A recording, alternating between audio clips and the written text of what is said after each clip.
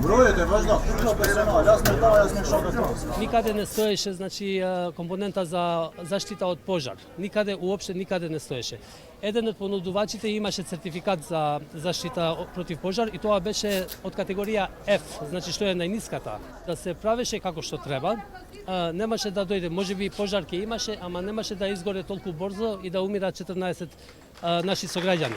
Значи тука е проблемот и ова не е несреќа, ова е чисто убиство, ова у некоја друга земја би било терористички акт.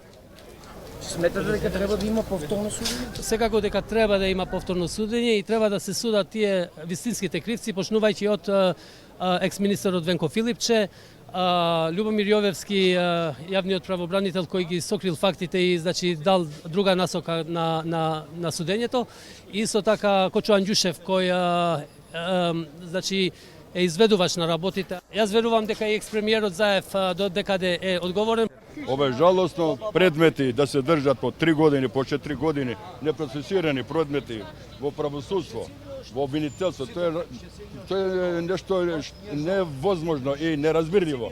А ние сме членка за Европска унија. Значи, ми имаме и критики од Европска унија, од САД, дека правосудниот систем е катастрофален и треба реновирање, потполна ремонт на судскиот систем. Без да се среди судството во својата содржина, држава нема да има Македонија, тоа да знаете.